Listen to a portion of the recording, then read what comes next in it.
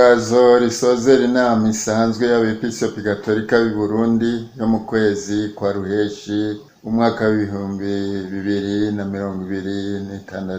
Kuva kw'igenekerezo rya mbere gushika ku rya gatanu Ruheshi umwaka w'ibihumbi 2026, abepiskopi b'Eklezia Gatolika y'u Burundi barakoraniye hamwe mu nama yabo isanzwe. Iyo nama yabereye i Bujumbura ku cicaro cayo kiri ikiriri. Nk'uko bisanzwe, inama yuguruwe n'igisabisho carongowe n'umukuru wayo, yaciye agirako agashikiriza ijambo riyugurura, hanyuma abepiskopi bakabona gutangura guhana amakuru ku biriho n'ibivugwa mu madiyoseze barongoye no mu gihugu. Uguhanahana amakuru. Mu guhanahana amakuru bahereye nk'uko bisanzwe ku vyerekeye ubuzima n'ubutumwa bwa Eklezia.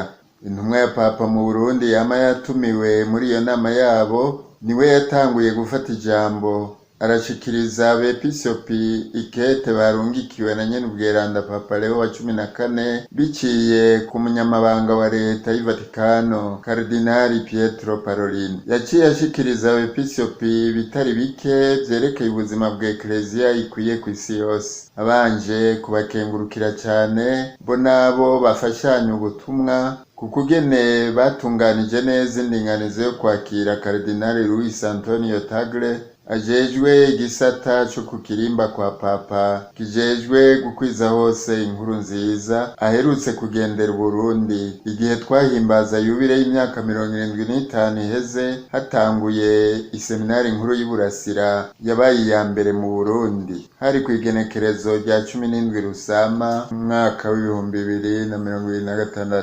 Hageze ko nabo bafata ijambo, abepiskopi bahereye ku gukengurukira Imana ku mutima ukirurukiye kwakira ivyiza vyayo abakristu berekanye mu kwitaba inyigisho zari zibategekanirijwe mu gihe c'ikarema, kandi bagahimbaza n'umutima w'ukwemera iminsi mikuru ya Pasika iherutse gusozerwa n'umunsi mukuru cane wa Pentekote. N'akanyamuneza kandi ku bepiskopi kubona abakristu batari bake biteguye baza baratunganya kuronka isakramento ry'ikonfirmasiyo. Ako kanyamuneza kakuhirirwa nuko guhera mu kwezi kw'indwi biteze kwatira abadiyakoni mw'ibanga ry'ubusaseredoti busuku, abafaratiri nabo bakagabana ubutumwa bubategurira iryo banga. Eka mbere n'abanovisi bari mu miryango itandukanye y'abihebeye Imana bakazogira indagano zo kwegurira Imana ubuzima bwabo. Berekeje naho amaso ku biriho n'ibivugwa mu gihugu, abepiskopi barakenguruka umutekano n'amahoro biriho muri rusangi mu gihugu cose, be nuko hose ari igihe c'iyimbura naho umwimbu udashemeye cane, kuko ku ruhande rumwe imvura itaguye neza hose, ku rundi naho abarimyi bataronkeye ku gihe ifumbire y'ikizungu bari biteze, abatari bake mbere no kuyitangira amahera bakaba bari bamaze kuyatanga. Abepiskopi baravuze ko bababazwa no kubona ibintu rusangi bimwe bimeze nabi canke bikenye, nk'amabarabara menshi mu gihugu yononekaye be n'ikena ry'igitoro bituma ihanahana ry'ibintu be no kwiyunguruza bigorana, mbere bigaca bitera n'amasanganya menshi abantu bakahasiga ubuzima. Barababazwa kandi nuko n'ibindi bintu nkenerwa mu buzima bwa minsi yose biguma bigorana kuronka, aho ni nk'imiti itaboneka mu mavuriro be n'imfungurwa ziguma zizimba. Ikindi bavuze kibabaza ni ukubona abarundi bashoboye kuramira no guteza imbere igihugu c'amavukiro, harimwo urwaruka, abigisha, abaganga n'abandi baguma bagenda mu bindi bihugu kurondera ivyo babeshaho, kubera ko urugero rw'imishahara ruri munsi cane y'urw'igiciro c'ivyankenerwa mu buzima. Abepiskopi baravuganye n'ukuntu bashima umwitwarariko wa leta wo guhimiriza isuku mu gihugu, mugabo bakibaza niba nko gusiga isima imbere y'amazu n'impango zose ziri kw'ibarabara gutegetswe kutazohava gusongera isibe ku basanzwe badashoboye kwironsa ivyankenerwa kubera iduga ry'ibiciro ry'iki gihe. bakibaza kandi niba koko iryo sigwa ry'isima mu bisagara n'ibigwati hose hagati y'amazu n'ibarabara atangaruka mbi rizogira ku vyerekeye ibidukikije. Abepiskopi baraseruye n'amakenga bafise yuko ibikorwa bimwe bimwe bitunganywa ku munsi w'Imana bishobora kubuza abakristu babwirijwe kubijamwo kubahiriza ibwirizwa rya gatatu ry'Imana. Vyongeye abepiskopi baribaza niba ibishika hamwe hamwe vyo gutangisha intererano y'umugambwe kanaka abatari abanywanyi bawo bitoba bihushanye n'ingingo y'ibwirizwa shingiro rya Repubulika y'u Burundi ritomora ko imigambwe myinshi yemewe mu Burundi. Umuntu yobirabira ku ngingo ya 75 y'ibwirizwa shingiro ryo kwigenekerezo y'indwi ruheshi umwaka w'ibihumbi 2018. Abepiskopi basozereye uguhanahana ijambo ku bivugwa n'ibiriho mu gihugu, baserura amakenga n'umubabaro baterwa n'ibibi vyiyongera ku vyamaze kuvugwa. Ukumva hari abantu batorwa bapfuye hirya no hino ntihamenyekana ababishe canke icabishe. Be nuko hariho abantu barangiza umunyororo baciriwe canke bakezwa n'ubutungane ariko bakagumizwa mu munyororo. Ivyari ku rutonde ry'ivyihwezwa. Mu nyuma y'umwanya wo guhanahana amakuru ku buzima bwa Ekleziya be n'ubw'igihugu muri rusangi, abepiskopi baciye baja kuri kimwe kimwe mu vyari ku rutonde rw'ivyihwezwa muri iyo nama.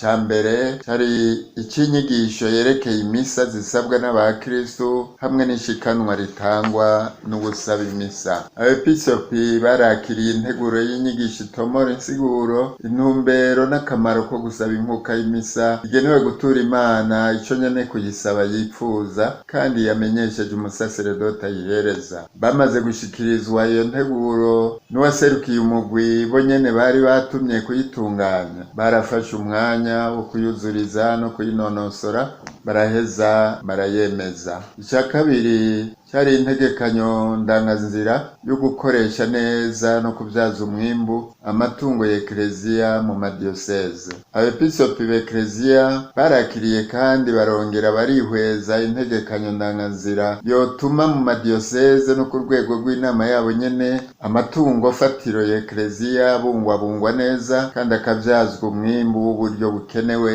mu kurangura ubutumwa bwayo. Iyo ntegekanyo ishingiye ku mbono kazoza itomowe muri aya majambo ngo Ekleziya iri mu Burundi ni Ekleziya yironse yonyene uburyo bukenewe kubwo gukorera hamwe ngo amatungo fatiro yayo be n'iyindi mitahe bigira agaciro gasumbirije. Abepiskopi barakosoye ivyo babonye ko bikenewe gukosorwa, baraheza baremeza iyo ntegekanyo, ariko kandi baca baratuma umurwi wayiteguye kongera ko urwandiko rutomora ingene izoshirwa mu ngiro hisunzwe ibisanzwe biri muri diyoseze imwe yose. Ca gatatu cyari ukuntu hokongerezwa agashirukabute k'abamenyeshamana. Abepiskopi barafashe umwanya wo kwiyumvira no kurimbura ikibazo kijanye no kongereza agashirukabute k'abamenyeshamana. Barabonye ko ari ikibazo cyo kwitondera kandi kizosaba gushira hamwe inguvu mu madiyoseze n'amaparuwasi ahari kugira ngo gitorerwe neza umuti. Ariko bose bazirikanye ukuntu ifaranga ry'u Burundi ryataye agaciro, ibiciro by'ibintu nkenerwa mu buzima bikaguma biduga. Basanze ari ngombwa ko baduza urugero bari bagejeje ko mu bihumbi 2021 aho baheruka kuduza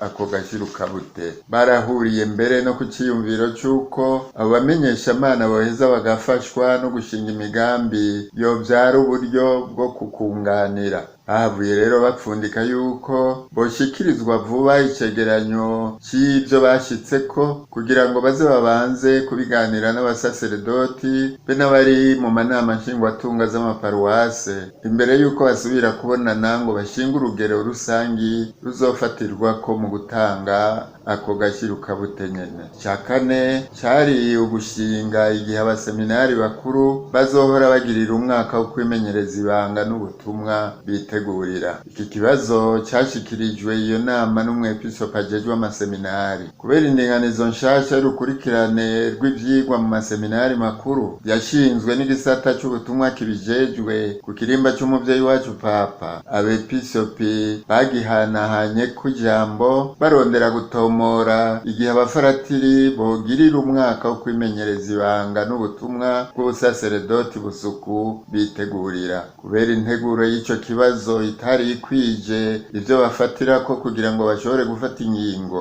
abepiskopi b'Ekleziya barahanahanye ivyiyumviro bifasha gutahura kumwe ico kibazo. Mu nyuma babonye ko bikenewe yuko mugenzi wabo ashinzwe indero mu maseminari yoheza akazokoranya abayarongoye kumwe n'abandi bobunganira, bagaheza bakegeranya ivyiyumviro birashe bazoheza bagashikiriza inama y'abepiskopi ngo baba arivyo bafatirako mu gushinga ingingo izokurikizwa. Ca gatanu cari ugutegera no kurangura kumwe itangwa ry'amakori n'amatagisi. Abepiskopi baramenyeshejwe ikete umuyobozi mukuru w'ikigo BR yandikiye urwego rw'inama yabo avuga ko kuvyerekeye amakori n'amatagisi y'amadiyoseze n'ibindi bisata vy'ubutumwa vya Ekleziya, ico kigo kitagisubira gukurikiza ingingo ya 11 y'amasezerano ari hagati y'ikirimba ca Papa na Republika y'u Burundi nk'uko cahora kibigira. Bamaze kunoganza ico kibazo barafashe ingingo yo gusaba leta y'igihugu cacu ishirwaho ry'umugwi ugizwe n'abayiserukira be n'abaserukira inama yabo, woheza ukazoza urerekana bikenewe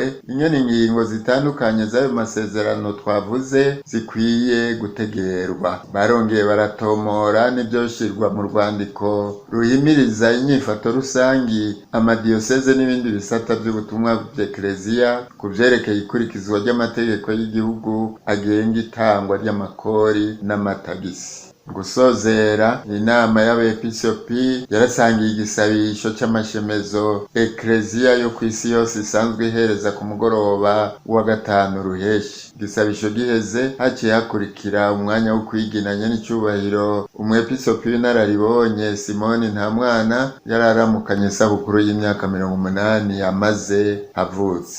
Bigiriwe i Muyinga igenekerezo ry'umunani ruheshi umwaka w'ibihumbi 2026 kubw'inama y'abepiskopi gatolika b'i Burundi, Musenyeri Yohakimu Ntahondereye, umwungere wa diyoseze ya Muyinga, akaba n'umukuru w'inama y'abepiskopi gatolika b'i Burundi.